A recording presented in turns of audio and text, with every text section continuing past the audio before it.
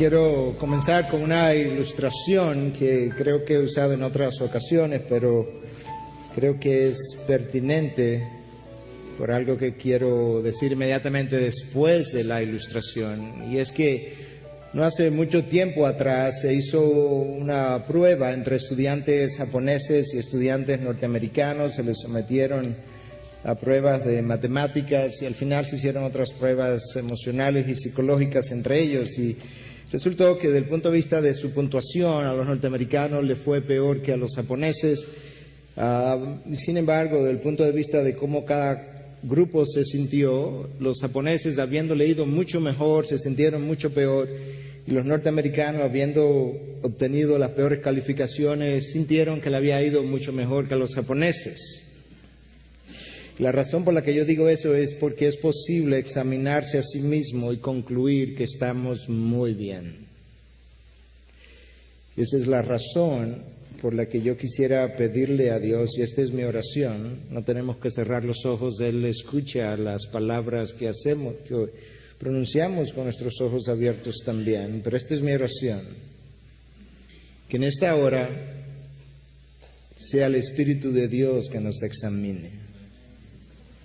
Y que sea el Espíritu de Dios que al final de la hora nos dé un veredicto de dónde estamos y cómo estamos. El apóstol Pablo, un solo versículo yo voy a leer en el capítulo 13 de 2 de Corintios, versículo 5. Poneos a prueba para ver si estáis en la fe. Examinaos a vosotros mismos. ¿O no os reconocéis a vosotros mismos de que Jesucristo está en vosotros, a menos de que en verdad no paséis la prueba?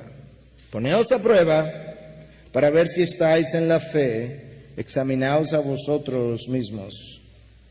Yo no sé cuántos de ustedes saben que este retiro ha sido organizado básicamente por el ministerio Hombro con Hombro, los hombres que dirigen ese ministerio, más algunos otros hermanos que han hecho un esfuerzo extraordinario, y que por la manera en que lo han podido organizar, nosotros los ancianos hemos tenido prácticamente muy poco que ver con ello, y eso le damos muchas gracias a Dios por eso, porque nos ha descargado inmensamente del trabajo que ese tipo de cosa implica.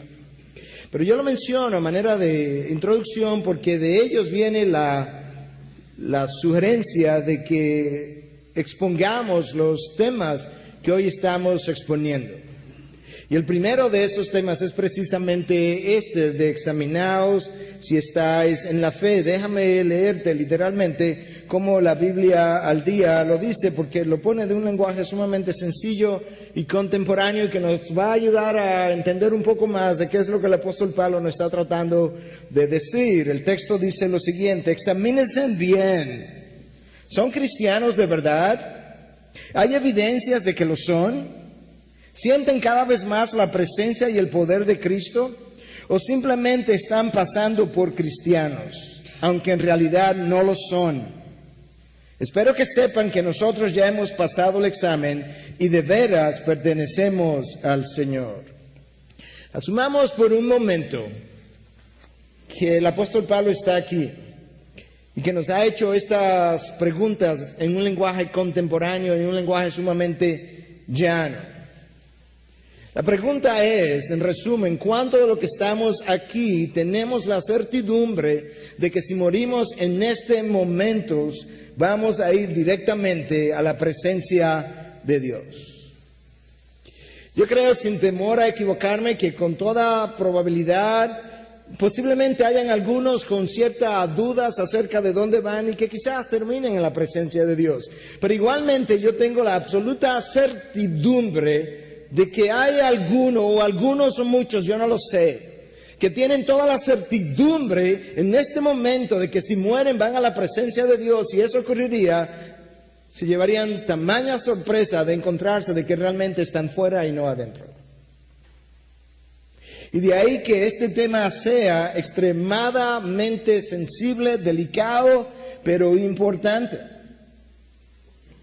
Yo creo que cuando los organizadores de este evento nos pidieron que expusiéramos este tema en particular, estaban mostrando en su corazón tener la misma preocupación que nosotros como ancianos y líderes frecuentemente tenemos, y es cuántas personas que asisten a la iglesia, a la IBI en particular, pudiera ser a cualquier iglesia, pero a nuestra iglesia domingo tras domingo, miércoles tras miércoles, son verdaderamente convertidos, transformados, nacidos de nuevos, con una nueva vida en Cristo. Y yo no creo que hay manera de saber eso con exactitud, pero también estoy convencido a la luz del Nuevo Testamento que tampoco es cierto que no hay manera de que eso pueda ser conocido. El hecho de que el apóstol Pablo nos ordena el examinarnos para ver si estamos en la fe presupone que al final del examen yo debo concluir si estoy o no estoy. De manera que tiene que haber una forma de yo poder examinar. Y ojalá que el Espíritu de Dios nos pueda iluminar y guiar a través de esta examinación. Pero cuando el apóstol Pablo hace la pregunta, realmente es el Espíritu de Dios que está haciendo la pregunta, que está haciendo la insinuación. Cuando nosotros leemos en la palabra de Dios, examinaos para ver si estáis en la fe, es el Espíritu de Dios a través del apóstol Pablo que nos está dando la orden, y por tanto, en el nombre de Cristo yo vengo y doy hoy, en este momento, la misma ordenanza por su autoridad plasmada en la palabra. Pero a la luz del Nuevo Testamento, una vez más, hay una preocupación continua por la misma situación espiritual de aquellos que se identifican con Cristo. La vemos en la persona de Jesús, en su predicación, la vemos en la enseñanza de Pablo, la vemos en las palabras de Pedro, la vemos en múltiples de los líderes de la iglesia primitiva. Y la razón de la preocupación, como lo vamos a ver un poco más adelante, de estos líderes y de líderes de hoy en día, es que muchos de aquellos que se identifican como hijos de Dios, hijos de la luz, muchas veces se comportan como hijos de las tinieblas, y eso como que entonces envía un mensaje equívoco, que pone a pensar a mucha gente y que confunde a muchas personas. Y quizás de inicio sería bueno hablar de qué cosas no hablan necesariamente de que yo soy un creyente. Quizás podemos comenzar por ahí. ¿Qué cosas no hablan de que yo soy una persona transformada, nacida de nuevo? Para luego hablar de cuáles son las evidencias a la luz de la palabra de Dios que sí dicen con certidumbre de si yo estoy o no estoy. En primer lugar, yo necesito entender que yo no puedo determinar que soy cristiano porque simplemente yo lo siento en mi corazón. Le enseñamos a los niños erróneamente eso. ¿Cómo tú sabes que eres cristiano? Yo lo tengo en mi corazón. ¿Cómo tú sabes que lo tienes en mi corazón? Yo lo siento en mi corazón. Eso no dice que yo soy cristiano, en lo más mínimo. Yo tampoco puedo concluir que soy cristiano simplemente porque un día yo hice una profesión de fe con mi padre, con mi madre, a la edad de 8 años. O porque yo un día en una reunión, en un servicio de avivamiento, hicieron un llamado, yo levanté la mano y pasé adelante, hice una profesión de fe. En lo más mínimo eso garantiza que yo soy cristiano. Yo tampoco puedo concluir que yo soy cristiano porque yo asisto regularmente domingo, miércoles, a una iglesia bíblica, donde se enseña la palabra. Yo puedo hacer todo eso y todavía llegar al reino de los cielos y encontrarme con que yo estoy fuera del reino de los cielos. Yo no puedo concluir tampoco de que yo soy cristiano porque yo soy un miembro sumamente activo en mi iglesia. Es más, yo no puedo llegar a la conclusión de que soy cristiano porque después de miembro pasé a ser líder de una iglesia. Pero quizás hay alguien aquí que dice, bueno, eso es cierto, pero en mi caso yo fui a las aguas del bautismo. Y todo el mundo oyó mi testimonio, y todo el mundo oyó que ciertamente Dios había hecho un trabajo en mí. Eso tampoco me califica necesariamente como cristiano. De hecho, cuando tú lees la historia del libro de los Hechos, el libro que recoge la historia de los primeros 30 años de la iglesia. Tú te encuentras con el testimonio de este hombre Simón, el mago, que el texto dice, el texto inspirado por Dios dice, Simón creyó y se bautizó, y al poco tiempo tú te encuentras a Simón ofreciéndole dinero a Pedro para comprar el don del Espíritu Santo para sanar enfermos. Y cuando Pedro se da cuenta que este hombre que creyó en la predicación de Pedro el apóstol, que es bautizado por Pedro el apóstol, está tratando al poco tiempo, en el mismo día de su supuesta conversión, de comprar el don del Espíritu Santo, Pedro se dirige a él y le dice estas palabras: que tu plata perezca contigo, porque pensaste que podías obtener el don de Dios con dinero. No tienes parte ni suerte en este asunto, porque tu corazón no es recto delante de Dios. Por tanto, arrepiéntete de esta tu maldad y ruega al Señor que, si es posible, te perdone el intento de tu corazón, porque veo que estás en hiel de amargura y en cadena de iniquidad. Esas no son palabras de un apóstol para un creyente, hijo de Dios, nacido, transformado de nuevo. No hay manera. Esas son palabras de Pedro para un hombre que acaba de bautizarse, que acaba de dar testimonio de que él ha creído y de que ahora, habiéndose identificado como cristiano, está tratando de hacer algo que solamente pudiera caber en la mente de un incrédulo, y por tanto su reprensión, y le dice: arrepiéntete de esta tu maldad. Y me doy cuenta que tú todavía estás en cadena de iniquidad. En otras palabras, Cristo no te ha hecho libre. Y eso nos ayuda a nosotros a entender que ciertamente Pablo tiene razón. Yo necesito examinarme para ver si yo estoy en la fe. Que muchas de las cosas que la iglesia de hoy en día entiende, acepta como buena y válida, como testimonio de que ciertamente yo nací de nuevo, pertenezco a la familia de Dios, no son parte de la experiencia del Nuevo Testamento.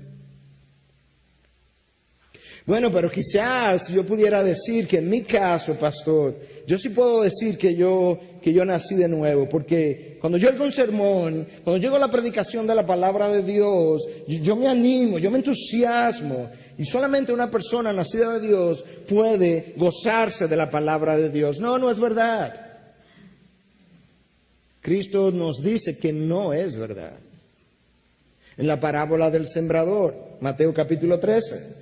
El sembrador es el predicador que sale a sembrar la semilla, la palabra misma, y esparce la semilla en múltiples lugares. Y la semilla, que es la palabra, va cayendo en diferentes tipos de terrenos, que son diferentes corazones de los hombres. Y una semilla cae entre pedregales, y otra cae entre espinos, y otra semilla cae en tierra buena. Pero resulta que la manera en que, y otra semilla cae junto al camino. Pero resulta que la única tierra, el único terreno que produce fruto como evidencia de que algo ha ocurrido genuino y verdadero es el último. Pero Cristo habla de un grupo de hombres, un grupo de individuos, de personas que oye la palabra de Dios, escucha, y enseguida la recibe con gozo. Escuchó la palabra, la recibió con gozo, se entusiasmó, pero no tiene raíz profunda en sí mismo, sino que solo es temporal.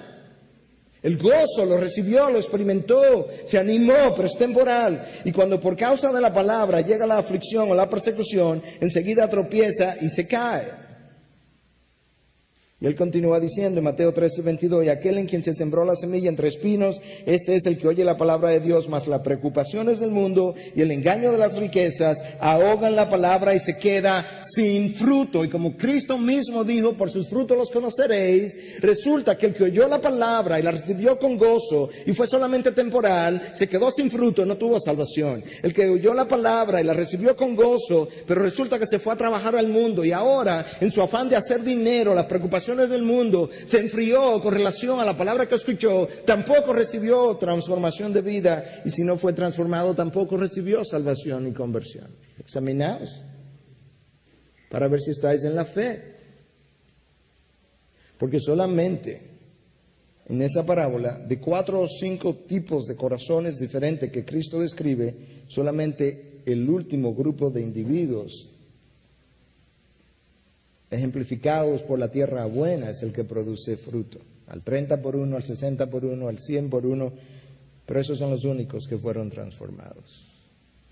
Es posible predicar la palabra, es posible participar en la ejecución de milagros. Judas salió con el grupo de los 70 cuando iban 2 en 2. Y cuando regresan vienen gozosos porque hasta los demonios se los sometían y Cristo le dice, no se regocijen de eso, regocíjense de que su nombre está escrito en el libro de la vida. En otras palabras, entre estos 70 que fueron, predicaron la palabra y participaron de los milagros, hay algunos de ustedes que no están escritos en el libro de la vida. Examinaos. Santiago, el medio hermano de Jesús, estaba ampliamente preocupado por esta misma situación. Esa es la razón por la que cuando él escribe su carta, él dice, yo tengo un problema. Porque yo estoy oyendo de individuos que me dicen que ellos creen que ellos tienen fe, pero cuando yo comienzo a examinar su vida, yo no veo las obras como evidencia de su conversión. Y por eso él dice, y esa fe que tú dices que tiene, que está sin obra, es muerta. Y si está muerta, es porque no ha sido o no es el resultado de un corazón transformado. Alguno dirá, tú tienes fe y yo tengo obras. Muéstrame tu fe sin las obras y yo te mostraré mi fe por mis obras. Te mostraré mi fe por mis obras. No es que yo tengo fe porque las obras me la han producido, no, sino que las obras que hago son la evidencia y el fruto de mi vida son la evidencia de que ciertamente yo he creído como la palabra de Dios nos manda a creer. Y Santiago tenía la misma preocupación que Cristo tuvo, que Pedro tuvo, que Pablo tuvo, y ahora Santiago está evidenciando. Lo que él está diciendo es, cuando yo veo una vida y la examino a la luz de la palabra, encuentro que a la luz de la palabra sus obras no califican para hablar de salvación, yo no puedo concluir de ninguna manera que ha habido transformación de vida. No importa a qué iglesia vaya, no importa cuántas veces esté en la iglesia, no importa cuántas veces al día ore, esas no son las evidencias de un corazón transformado. Ni la palabra de Dios habla de esa manera tampoco. El apóstol Juan, cuando llega a sus 90 años, al final de su vida, con un corazón tierno, donde él habla de hijitos, al mismo tiempo que habla con firmeza, habla con dureza acerca de un grupo de creyentes, de supuestos creyentes también, y es Juan a lo largo de su primera carta que nos deja ver claramente cuáles son las evidencias claras de que un corazón, una vida ha sido transformada. Y precisamente de esas cosas yo quiero hablar, pero ya vimos cuáles son las cosas que en realidad no nos dejan ver con certidumbre de que yo he experimentado transformación. Y hay múltiples problemas cuando eso ocurre. Cuando una persona se dice cristiano y luego su vida no evidencia los frutos verdaderos de una conversión, él crea mucha confusión. Cuando está dentro de la iglesia crea mucha división. Cuando está en su familia crea un mal testimonio. Es un mal testimonio para el nombre, para la causa, para la iglesia a la que pertenece. Cuando esa persona, por su carisma, por sus dones, por su influencia, por su forma de hablar, sube a un lugar de preeminencia y tú pones poder, el manejo de las cosas santas en manos de personas que no son personas convertidas, tú ahora tienes lobos entre ovejas que pueden hacer mucho daño. Y esa es la razón por la que una y otra vez hay una preocupación continua a lo largo de todo el Nuevo Testamento, desde Cristo hasta el final, hasta Juan, que es el último de los apóstoles, que se está preguntando y poniendo a prueba la genuidad de nuestra fe. Y es mi oración, es mi deseo, que al final de esta hora, en la medida en que seguimos hablando, el Espíritu de Dios, que sea el Espíritu de Dios que pueda comenzar a producir convicción en los corazones y nos pueda decir, no el pastor, no los líderes, cuáles de aquellos que aquí estamos sentados, si morimos en este instante, vamos a ver a Cristo cara a cara. ¿Y cuántos estaríamos totalmente sorprendidos de encontrarnos afuera de su reino? Yo creo que no hay ninguna otra pregunta más seria que esa. Hay una sola cosa peor que el no ser cristiano. Y es el decir que soy cristiano y creerlo y no serlo. Yo creo que eso es la condición más seria en la que nosotros pudiéramos estar. Porque cuando yo digo que soy cristiano y me lo creo y no lo soy, no hay nada, absolutamente nada que yo vaya a hacer diferente a lo que hasta hoy he venido haciendo, porque yo tengo la certidumbre de que yo he creído. Y lamentablemente eso es lo que la Iglesia de Cristo de hoy en día le ha vendido a sus miembros. Nosotros salvamos a los individuos por gracia, decimos, y luego lo mantenemos por obras, pero al final nos vamos a las obras que pueden ser hechas sin fe para hablar de una conversión, cuando muchas veces el resto de las señales de las que la palabra habla no están presentes en nosotros. El apóstol Juan escribe una carta, su primera carta, 5 capítulos, bien corta, y en ella él resume cuáles son las condiciones que se supone que un cristiano debe tener como evidencia clara, cierta, de que él ha sido transformado. Nueva vez, voy a decirlo otra vez, no es verdad a la luz del Nuevo Testamento que no hay manera de saber quién es cristiano. Que no soy Dios para afirmarlo.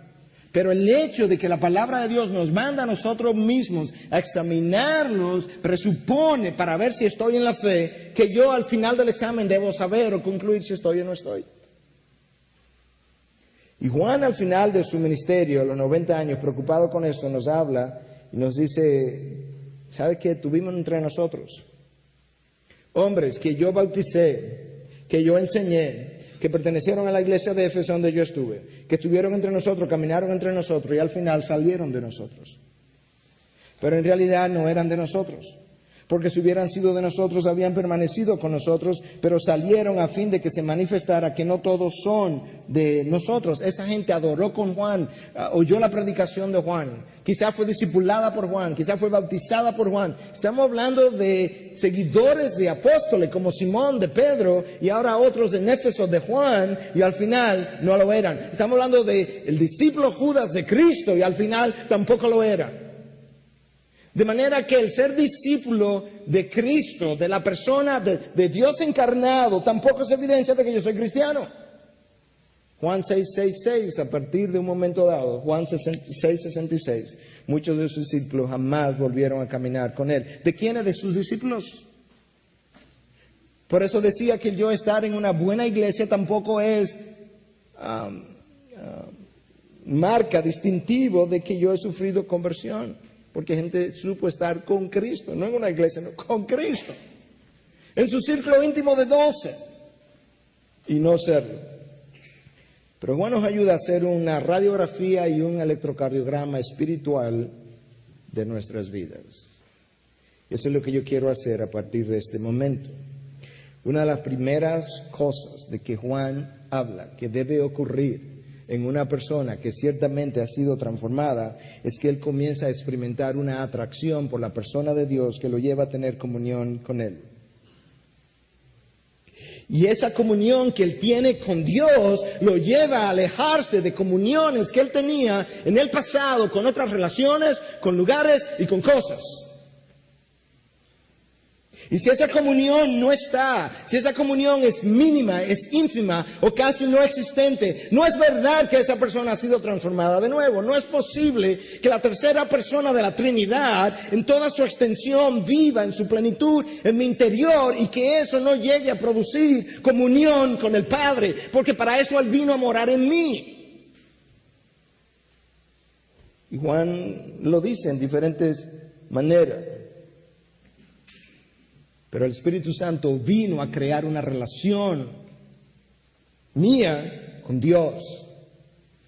Y Juan dice en su primera carta, primer capítulo, versículos 6 y 7, si decimos que tenemos comunión con Él, pero andamos en tinieblas, léase, en pecado, mentimos y no practicamos la verdad. Mas si andamos en la luz, léase, en santidad, como Él está en la luz, tenemos comunión los unos con los otros y la sangre de su Hijo nos limpia de todo pecado. Si nosotros decimos que tenemos comunión con el Padre porque nací de nuevo, que el Espíritu Santo mora en mí y mientras tanto yo ando en pecado, no es verdad que yo fui transformado. Juan dice, no, eres un mentiroso.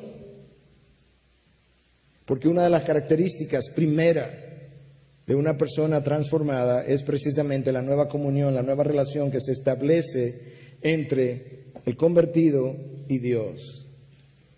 Si andas en verdad, esa es la condición de mi salvación, que estoy en la verdad, estoy en Cristo. Si andas en la verdad, entonces ese camino de verdad me lleva a una comunión que debe existir en mi testimonio con Dios. Pero hoy en día creemos que comunión con la iglesia, comunión con sus líderes, comunión con un estudio bíblico, comunión con un grupo de oración, es lo mismo que comunión con Dios. Y por tanto, cuando yo tengo comunión a ese nivel horizontal, yo concluyo que yo he sido transformado y soy cristiano, cuando en realidad eso no es necesariamente cierto. Y esto es más serio de lo que nosotros pensamos.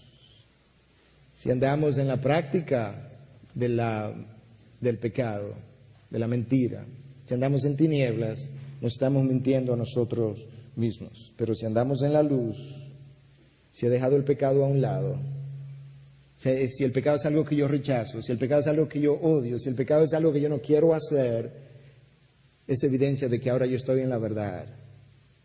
Y la razón por la que yo tengo ese rechazo hacia esas cosas es mi nueva atracción hacia Dios y mi nueva comunión con Él. Mi nueva comunión con Él me lleva a dejar precisamente la comunión que antes tenía con otras personas, cosas y lugares. La persistencia del deseo en mí de permanecer en comunión con esas personas, esas relaciones, esos lugares y esas cosas del mundo de pecado es la evidencia de que yo no tengo una nueva comunión con Dios.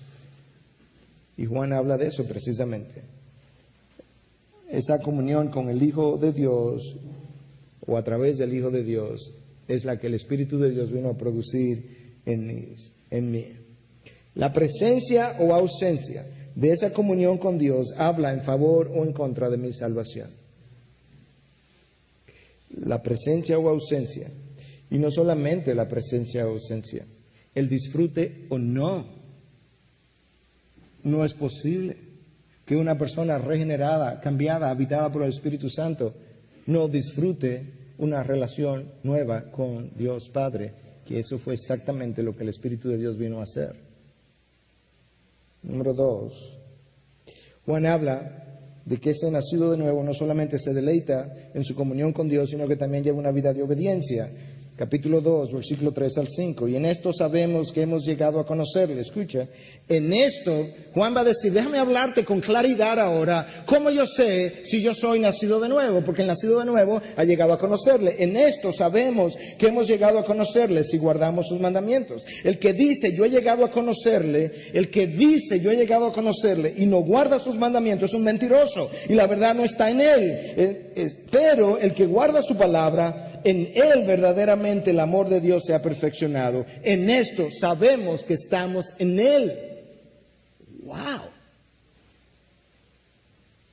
La condición de salvación es la condición de estar en Él. Juan dice, déjame hablar claramente, a la edad de 90 años, después de haber vivido, luego que he sido apóstol, luego que he predicado y he visto muchas cosas, déjame decirte claramente cómo sabemos que estamos en Él, cómo sabemos que somos salvos si guardamos sus mandamientos. Y si alguien dice que le conoce y no guarda sus mandamientos, es un mentiroso.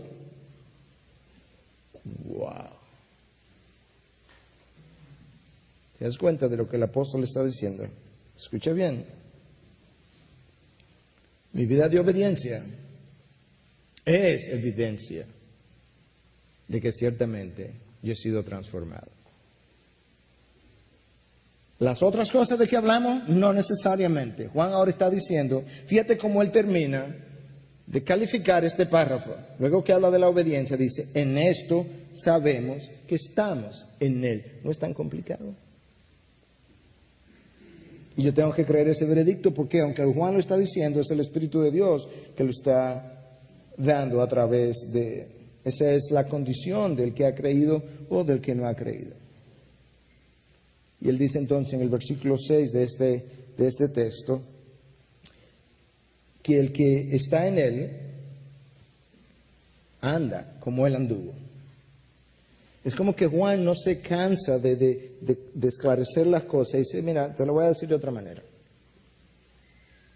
Ya nos habló en el capítulo 2 de un grupo de personas que estaban con ellos, salieron de ellos y al salir mostraron que nunca fueron de ellos.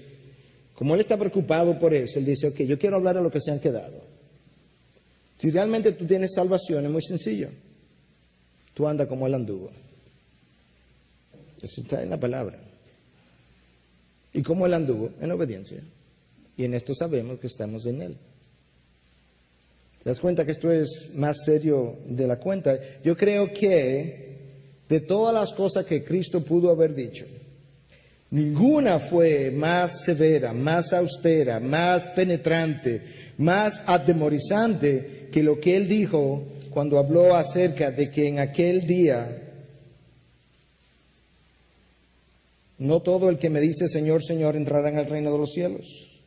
Muchos me dirán en aquel día, Mateo 7:22, Señor, Señor, no profetizamos en tu nombre y en tu nombre echamos fuera demonios y en tu nombre hicimos muchos milagros y entonces les declaré, jamás os conocí, apartaos de mí los que practicáis la iniquidad. Esta gente salió a predicar, salió a hacer milagros, esta gente vio demonios someterse a sus palabras y vendrán el último día y dirán, Señor, hicimos todo eso en tu nombre. Y él dice, no les conocí nunca. Nada ha sido más austero, más severo, más serio, más penetrante, más cortante, más atemorizante que esas palabras. Yo no sé si usted la ha encontrado, yo no la he encontrado.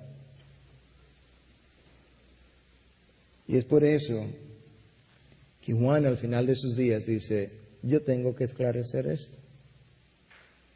Porque hay gente entre nosotros saliendo de entre nosotros que nunca ha pertenecido a nosotros. Primera evidencia, hay una nueva comunión con Dios en la que Él se deleita. Segunda evidencia, hay una vida de obediencia. Y tercero, Él comienza a experimentar un rechazo por las cosas del mundo y la manera de pensar del mundo. Escucha como Juan lo dice, no améis al mundo, ni las cosas que están en el mundo. Ojo, si alguno ama al mundo, el amor del Padre no está en él. Más adelante Juan nos va a decir, la evidencia de que yo he nacido de nuevo es que el amor del Padre está en mí. Y él dice, el que ama al mundo, el amor del Padre no está en él. Porque todo lo que hay en el mundo, la pasión de la carne, la pasión de los ojos y la arrogancia de la vida no proviene del Padre sino del mundo. Y el mundo pasa y también sus pasiones, pero el que hace la voluntad de Dios permanece para siempre. Una de las cosas más alarmantes, más chocantes de la iglesia de hoy en día es la similitud entre el estilo de vida de aquellos que se dicen cristianos y aquellos que están claramente identificados con el mundo. Estudio tras estudio muestran que hay una enorme similitud entre esos dos grupos y eso no puede ser, o el Nuevo Testamento está equivocado. Pero a la luz del Nuevo Testamento, el testimonio es que aquellos que han nacido de nuevo comienzan a experimentar un rechazo por las cosas del mundo y la manera de pensar del mundo. Y Juan dice, y el que todavía ama al mundo pone en evidencia que el amor del Padre no está en él. Y si el amor del Padre no está en él, la salvación tampoco está en él. Wow. Examinaos para ver si estáis en la fe. No puede ser que hijos de Dios, con la simiente de Dios en su interior, ahora regenerados, deseen, busquen, anden detrás de las mismas cosas que el mundo anda, y que luego hijos de Dios concluyan que es posible ser creyente y ser incrédulo y buscar y desear y correr tras las mismas cosas. Eso yo pude haberlo creído en una ocasión, no más. Sobre todo a la luz del Nuevo Testamento y en particular de la carta de Juan. Lo que comienza a ocurrir es lo siguiente, mira cómo la ecuación luce. Yo soy transformado, yo tengo una nueva semilla en mí, yo comienzo a ver al mundo, no encajo, no me gusta, comienzo a rechazarlo. El mundo comienza a verme con un nuevo estilo de vida. Yo no le gusto al mundo, yo no encajo en ese mundo, el mundo comienza a rechazarme. Esa es la ecuación que se produce. El mundo ama lo que es como el mundo. Y los hijos de Dios aman lo que es como Dios. La razón por la que el mundo rechazó a Cristo es porque Él no era como Él. La razón por la que Cristo no pudo amar el mundo en el sentido en que nosotros amamos el mundo es porque Cristo no era como el mundo. La razón por la que hijos de Dios aman al mundo es porque no son hijos de Dios. Aunque lo hayan creído, aunque se hayan bautizado, aunque vayan a la IBI o aunque vayan a una mejor iglesia que la IBI. El cristiano genuino, el verdadero creyente, vive en comunión con Dios, exhibe una vida de obediencia, comienza a experimentar un rechazo por las cosas del mundo y la manera de pensar del mundo y, en cuarto lugar, comienza a desear el retorno de Cristo porque anhela ver a su Señor. Primera de Juan 3:2, amados, ahora somos hijos de Dios y aún no se ha manifestado lo que habremos de ser, pero sabemos que cuando Él se manifieste seremos semejantes a Él porque lo veremos como Él es. Y el deseo de ver a su Señor como Él es y de llegar a ser como Él es, comienza a consumirlo y Él comienza a anhelar encontrarse con su Dios en su nuevo reino. Cuando ese creyente en este mundo todavía está amando al mundo, deseando quedarse en este mundo, no tiene pasión por un encuentro con Cristo, no tiene pasión por el mundo venidero, Él está poniendo en evidencia que Él es todavía de este mundo y no del mundo venidero. Cuando tú naces de nuevo, tú tienes una nueva ciudadanía. Y esa nueva ciudadanía comienza a producir en ti un deseo, un anhelo, una pasión por estar en el lugar al cual tú perteneces ahora. Y el deseo de verle como Él es, y el deseo de llegar a ser como Él es algo que comienza a consumir tu interior. Y entonces ahora tú estás loco por salir de este lugar. Es una incongruencia pensar en hijos de Dios que están cómodos, confortables en este mundo y que quisieran permanecer en este mundo y quisieran que Cristo retardara su retorno, su regreso, su venida, porque ellos están disfrutando tanto este mundo que en realidad déjame disfrutarlo un poco más. Eso no es cierto a la luz del Nuevo Testamento y nosotros tenemos que reconocer eso. En la espera, Dios ha ido transformándonos de gloria en gloria. Y cuando nosotros llegamos entonces a este momento de contemplar lo que sería mi relación con Él, fuera de un mundo de pecado que todavía se me opone, yo comienzo a desear realmente salir de este mundo, porque yo quiero ser como Él es. Una de las manifestaciones de ser nacido de nuevo es precisamente el deseo de encontrarme con Él. Nota cómo estas características de las que Juan va hablando se van superponiendo una con otra. En primer lugar, tú vives en comunión con Dios, producto de tu nueva relación, de tu nuevo nacimiento. Tú exhibes una vida de obediencia, tú rechazas las cosas del mundo y la manera de pensar del mundo, tú deseas el retorno de Cristo, pero también tú deseas una vida de santificación que te lleva a alejar del pecado. Primera de Juan 3:3. Y todo el que tiene esta esperanza puesta en Él, escúchame, todo el que tiene, no la mayoría, no algunos, todo el que tiene esta esperanza puesta en Él, se purifica así como Él es puro. La ausencia del deseo por santificación es una enorme evidencia de que yo nunca he nacido de nuevo. Porque una vez yo soy regenerado y pongo mi esperanza en Él, la palabra de Dios me dice que yo comienzo a experimentar deseo de purificarme. ¿Sabe por qué? Porque el Espíritu vive en mí. Y el Espíritu pone en mí el querer y el hacer. El Espíritu me pone a desear, a querer que yo me santifique y luego me da el poder para que yo termine santificado. ¿Te das cuenta que esto no es tan complejo? ¿Te das cuenta que lamentablemente nosotros hemos vendido un mensaje, un evangelio que es otro evangelio, pero que no es el evangelio de la palabra de Dios?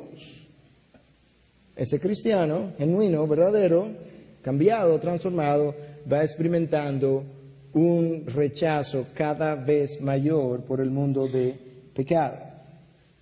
Nota que el incrédulo ama el pecado, busca el pecado, se deleita en el pecado, piensa en el pecado, sueña con el pecado. Pero Juan dice, pero todo el que tiene la esperanza puesta en él se purifica a sí mismo como él es puro. En otras palabras, la idea de la santidad de Dios se constituye en un motor, en un impulso, en una motivación para el verdadero creyente llegar a santificarse. Él no necesita otra cosa. Él no necesita las amenazas, él no necesita las consecuencias. Él, saber que su Señor es puro, se constituye para él en una forma o una motivación de santificación. Y Juan amplía este concepto. Escucha, que ahora lo dice todavía mucho más claro y todavía mucho más duro.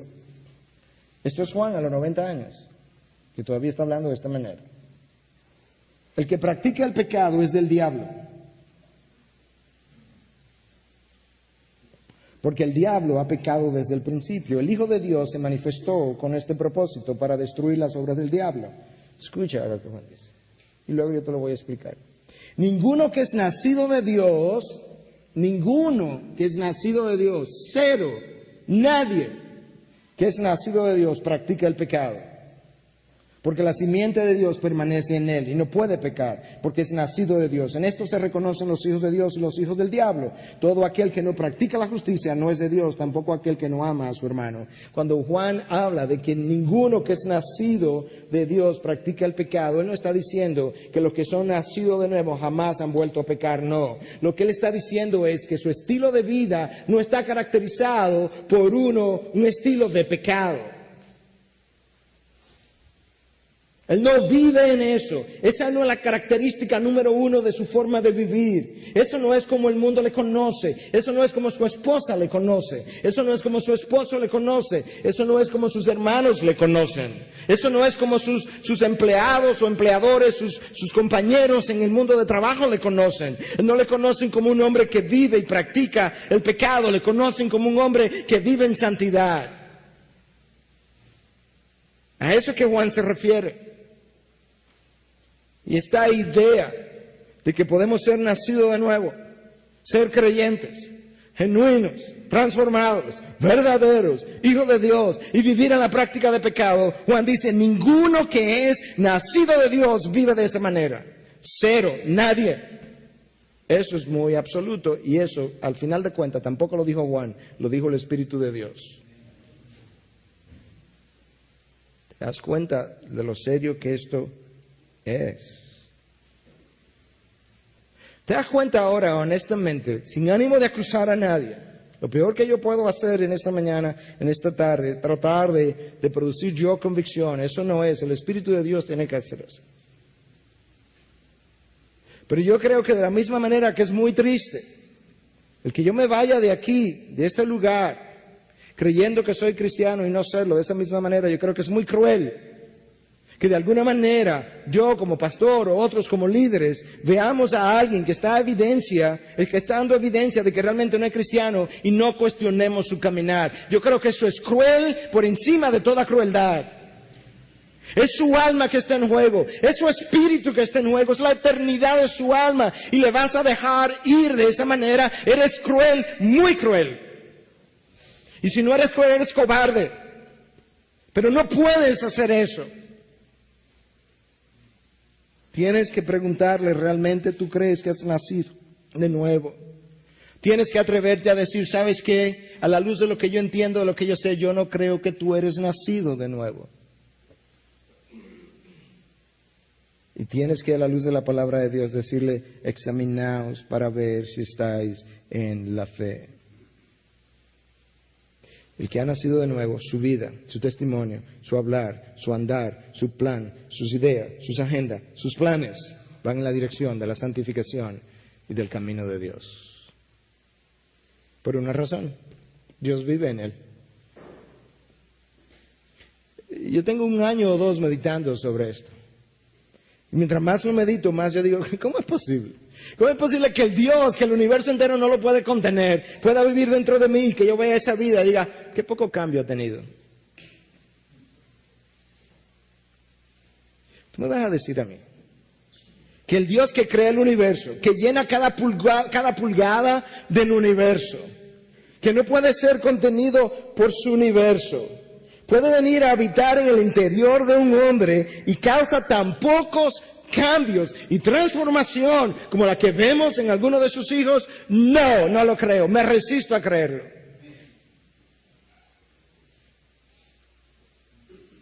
Y creo que la palabra de Dios está ahí para apoyar eso que estamos hablando. Yo creo que de todas las señales, de todas las disfunciones de nuestro tiempo, para mí la más preocupante es la que acabamos de hablar. Que el mundo no creyente nos examina nuestro estilo de vida y los de esto, y dice, encuentro poca diferencia entre el incrédulo y el creyente, pero en este de que vive Dios adentro de ellos. Sin embargo, dice el mundo, el número de divorcios es el mismo, el número de pecados es el mismo, el número de violaciones son la misma, el número de todos son la misma. El número de personas que violan sus impuestos son lo mismo, el número de la manera como visten es igual, la forma como compran es igual, pero Dios vive adentro de ellos. Nice. Si eso es verdad, ¿qué tipo de Dios es ese que afecta tan poco la vida de aquellos en quienes Él viene a ser morada? No, la realidad es otra. Y Juan nos está ayudando a entender cuál es realmente la realidad. Yo creo que uno de los problemas que tenemos hoy en día en las iglesias, te voy a decir cuál es uno de los problemas. Tenemos una iglesia, en sentido general, activista. Esa iglesia activista tiene muchas actividades y nosotros creemos que debemos tener muchos ministerios para diferentes edades. Que resulta que cuando tiene muchas actividades, eso genera mucho interés. Ese interés generado hace que mucha gente se sienta atraída, que mucha gente participe, como miembros, como líderes. En su participación hay un entusiasmo por pertenecer. Y ese nuevo deseo y entusiasmo por pertenecer, que es una de las necesidades primordiales del hombre, lo lleva a unirse a grupos, a ministerios, a iglesias, y él se siente bien. Y él ha llegado a concluir que su bienestar es indicación de transformación. Pero la palabra de Dios no nos da ese tipo de evidencia como indicativos de que una persona ha sido nacida de nuevo. Somos muy dados a la producción. La iglesia crece, nos volvemos productivos. Las personas que se involucran se vuelven productivas en sus ministerios y como es para el reino de Dios y para la gloria de Dios, decimos, nuestra productividad nos convence de nuestra salvación. Pero Juan no habla de nada de eso. De hecho, Cristo lo dijo muy bien, por sus frutos los conoceréis. ¿Tú has ido anotando en tu mente cuáles son las características de un verdadero cristiano nacido de nuevo, transformado, de tal manera que si este techo se cayera encima de nosotros hoy y nos matara a todos, cada uno de nosotros tuviera certidumbre de dónde está parado? Déjame darte los primeros 5 que hemos mencionado. Número 1, tú tienes una comunión genuina con Dios. Número 2, tú tienes una vida de obediencia. Número 3, tú tienes un rechazo por las cosas del mundo y la manera de pensar del mundo. Número 4, tú deseas el retorno de Cristo. Y número 5, tú deseas una vida de santificación que te lleva a alejarte del pecado. Mañana en la noche vamos a hablar de sed santos porque yo soy santo y vamos a ver cómo ese mandato implica en primer lugar alejamiento. ¿Sabías eso? Separación. Antes que nada, cuando Dios me llama a ser santo, el primer significado de ese mandato es sepárate. Nosotros no lo vemos así. Y cuando el Espíritu de Dios viene a morar en mí, lo primero que Él hace, Él me separa. De ahí que yo comienzo a experimentar rechazo por las cosas del mundo. Él pone en mí el querer y el hacer. Y Él me va empujando y Él me va separando. Y ese es el significado primario de ser santo, ser separado. En sexto lugar, de acuerdo a Juan, la persona transformada por el Espíritu de Dios comienza a exhibir un nuevo amor, no solamente por Dios, sino por todo aquel que ha nacido de nuevo. Déjame leértelo ahora de 1 Juan 5:1. Todo aquel que cree que Jesús es el Cristo es nacido de Dios. Ese que es nacido de Dios es el cristiano verdadero. Ahora escucha. Y todo aquel que ama al Padre, ama al que ha nacido de Él. Esta es la ecuación entonces. Yo soy nacido de nuevo. En mi nacimiento de nuevo yo amo al Padre. Todo aquel que ha nacido de nuevo ama al Padre. Todo el que ama al Padre ama a todo aquel que ha nacido de nuevo. Porque eso es vital que nosotros lo hablemos en la iglesia de hoy. Porque este deseo, más que deseo, esta característica del cristiano moderno, de ir a una iglesia los domingos y no tener, o los miércoles, ningún deseo de involucrarse ni en la vida de la iglesia, ni en la vida de sus hermanos, y mucho menos que sus hermanos se involucren en la de él, es evidencia de que él no ha nacido de nuevo.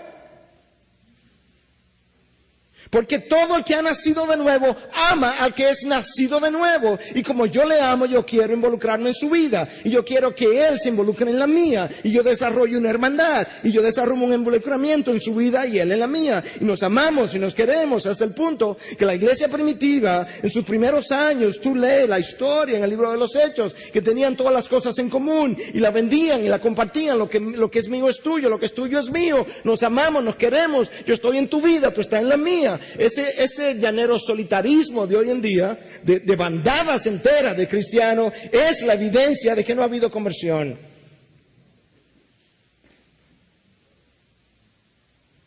Todo el que es nacido de nuevo, ama al que es nacido de nuevo. Y yo no lo dije, lo dijo Dios en su palabra. Si no es posible, sí, yo soy cristiano, yo voy a la IBI. Y tus hermanos, bueno, yo realmente no conozco mucha gente. Ajá, ¿y cuánto tiempo tú tienes? 3 años. Ajá, sí, es que yo soy así, tú sabes, yo soy de temperamento así. Eso no es lo que Juan dice. Juan no dice, todo el que es de ese temperamento no se involucra en la vida de los otros, ni ama a los otros. Juan dice, todo. Si una de las cosas que a mí me llama la atención de primera de Juan son los absolutos, ninguno, nadie, todo. ¿Eso es increíble? Es como que Dios, antes de apagarle las luces a Juan, porque él tiene 90 años, está a punto de morir. Dios, déjame usar a este viejito, ya antes de morirse, con un corazón tierno como él lo tiene, porque es evidenciado ahí la ternura de su corazón. Y déjame usar a este viejito de corazón tierno para decir algunas de las cosas más duras que yo tengo que decir. Y entonces comienza a hablarla de esta manera. Y lo dice en términos absolutos, como Dios es. ¿Sabe que Dios no tiene, nada de relativo es de Dios. Él vive un absoluto y así mismo. Esta iglesia egocéntrica, este cristiano egocéntrico, que no quiere que nadie penetre su mundo, ni él quiere participar del mundo del otro, él está poniendo evidencia claramente, a altas voces está dando evidencia de que yo no he nacido de nuevo. De ahí que yo no tengo ese interés. Es que yo tengo, no es que no tiene que ver con temperamento, tiene que ver con la tercera persona del Espíritu Santo que vino a morar en ti, que crea nuevos deseos, nuevas pasiones, nuevos amores, nuevas comuniones, nuevas atracciones y transforma los temperamentos también. Si amas al Padre y tú eres ahora hijo de Dios, ¿cómo es que no va a amar a los demás hijos de Dios? ¿Y cómo se manifiesta ese amor por el hermano? Si tú eres nacido de nuevo, tú amas al que es nacido de nuevo. ¿Y cómo se manifiesta? Tiene una preocupación genuina por sus necesidades, por su dolor, por sus preocupaciones, por lo que le aqueja, por su vida, por sus hijos. Cuando tenés necesidad emocional, económica, tú tienes esa preocupación por sus debilidades, por sus errores, sí, por sus pecados también. Estamos todos en la misma barca. Y esa es la manera como tú manifiestas ese amor por él. Todo el que ha nacido de nuevo tiene esa actitud de servicio hacia ese hermano que también ha nacido de nuevo. Pero si tú tienes un grupo de creyentes, si tú tienes un grupo de personas que se dice ser creyente, pero que no ha nacido de nuevo, resulta que este grupo que no ha nacido de nuevo y que se sienta de este lado de la IBI, y este otro grupo que no ha nacido de nuevo y se sienta de este lado, esos dos grupos no tienen nada que ver el uno con el otro, ni tienen interés el uno en el otro, porque no hay manera de que ellos puedan tener amor, deseo, pasión, interés en uno con el otro, porque eso viene de Dios y no han nacido de Dios. ¿Te das cuenta de lo serio que es esto? Yo creo que si yo estoy oyendo estas palabras, yo debo comenzar, y yo he sido así, yo debo hacer un análisis profundo, detallado, serio, detenido, y después de esta charla también, cuando me vaya, usar algunas preguntas que vamos a dar para que usted con Dios, entre usted y Dios, reflexione, llegue a conclusiones, dé usted mismo un veredicto. Y si usted concluye, examinaos para ver si estás en la fe. Si tú concluyes que no está, pues cae de rodillas delante de Dios, pídele perdón. Y una de las cosas a las que tienes que pedirle perdón es: perdóname por haberme identificado como hijo tuyo, nunca haciéndolo. Perdóname porque al identificarme como hijo tuyo y hacer lo que he hecho, como he vivido, he manchado tu nombre. Pero nosotros sabemos por el testimonio de la iglesia que esa iglesia no vivió de la manera que la iglesia de hoy vive. Recuerda una vez más cuáles son las características. Número 1, yo tengo comunión con Dios y me deleito en esa comunión. Número 2, yo tengo una vida de obediencia. Número 3, yo tengo un rechazo por las cosas del mundo y la manera de pensar del mundo.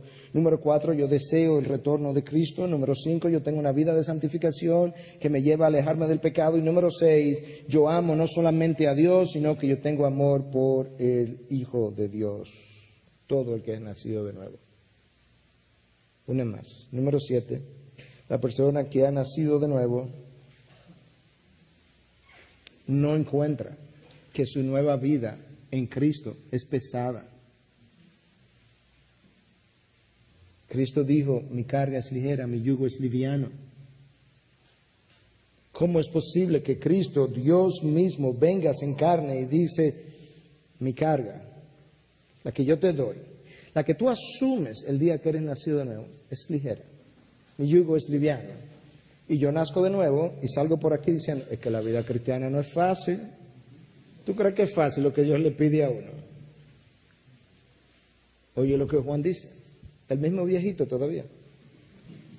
Primera de Juan 5:3, porque este es el amor de Dios, que guardamos sus mandamientos, y sus mandamientos no son gravosos. Dios me dice: mis ordenanzas, yo testifico, no son pesadas, no son gravosas, no es verdad. Tú mientes cuando lo dices de esa manera. Pero para tú experimentarlo de esa manera, déjame devolver. Creo que no voy a sonar orgulloso, porque yo debo saber si yo creo que soy nacido de nuevo o no. Si yo no creyera que soy nacido de nuevo, yo no pudiera estar predicando este sermón. Sería una hipocresía. Yo no soy Juan, yo no tengo 90 años ni tengo su santidad. Y yo testifico que sus mandamientos no son gravosos. En lo más mínimo. No hay nada más dulce, no hay nada más liberador que sus mandamientos. No hay nada más atractivo, no hay nada más deseable que sus mandamientos. Y yo no soy Juan, no tengo su santidad y no tengo 90 años. El que ha nacido de nuevo llega a entender de manera natural que su ley es más dulce que la miel. ¿Y quién hace eso? El Espíritu de Dios que mora en ti. Cuánto amo tu ley día y noche. Pastor, pero es que la gente es diferente. ¿Ok? ¿Qué tú quieres decir? No todo el mundo le gusta leer la palabra. Oye lo que yo sé también. Cuando un bebé nace, todos los bebés son diferentes. Y todos los bebés antes de nacer no tienen deseo de comer. Y todos los bebés que son diferentes, tan pronto nacen, tienen deseo de comer, tienen hambre. ¿Y sabes lo que Pedro dice? Que tiene la misma preocupación por estos cristianos que no son cristianos. 1 Pedro 2:2, desead como niños recién nacidos la leche pura de la palabra, para que por ella crezcáis para salvación. Si hay algo que yo sé, es que cuando tú vienes del mundo, harto de consumir la dieta del mundo, y nace de nuevo, es como salir del vientre, tú experimentas hambre por la palabra. Y la razón por la que tú experimentas hambre por la palabra no tiene nada que ver con que yo soy sanguíneo, soy colérico, soy flemático, soy del otro. ¿Sabe por qué? Porque el nuevo poder de Dios que habita en mí pone el querer y el hacer. Y como Dios sabe que el instrumento número 1 de mi santificación es su palabra, y ahora Él vive dentro de mí, y Él quiere que yo me santifique porque Él me ama, y para yo poder ser como Él es, yo tengo que ser santo, el Espíritu de Dios que pone el querer y el hacer, pone en mí el querer leer la palabra, para que yo pueda santificarme. La ausencia de eso milita fuertemente, profundamente, en contra de mi salvación. Bueno, que me deprimí y perdí el deseo, sí, eso es otra cosa.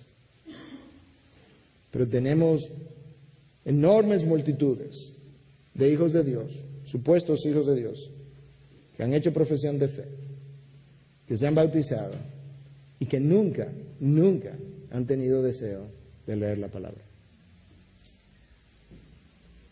Eso es una contradicción. Algo más con lo que concluyo. Todo eso produce un carácter santo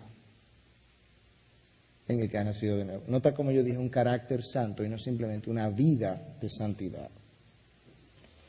¿Por qué yo hago la diferencia? Escucha esta última cita de Mateo 5:20. Porque os digo que si vuestra justicia, rectitud moral, santidad no supera la de los escribas y fariseos, no entraréis en el reino de los cielos.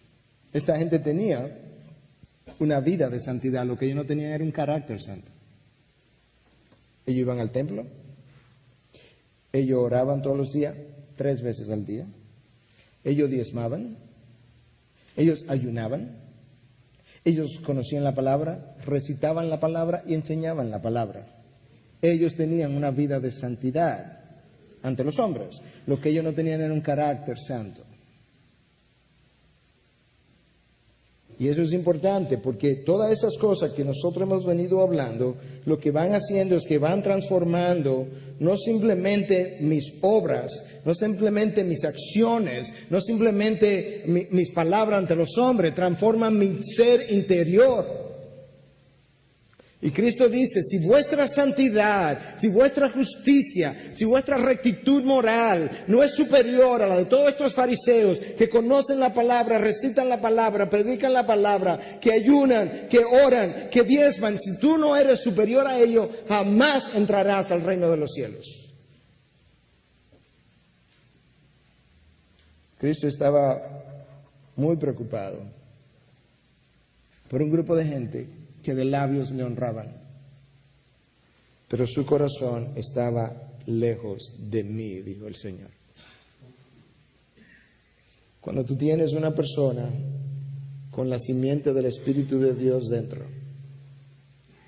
transformada, regenerada, nacida de nuevo, hijo de Dios, que tiene una nueva comunión con Él, que tiene una vida de obediencia, que tiene deseo de alejarse del pecado, que anhela el retorno de Cristo, que quiere verlo, que quiere encontrarse con Él, que quiere llegar a ser como Él, que odia el mundo y la forma de pensar del mundo, que ama a Dios y ama al hermano, al nacido de nuevo.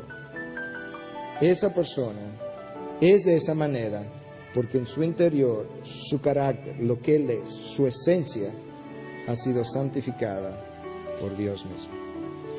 Y ya no es simplemente su vida y sus obras, es su carácter que ha sido cambiado.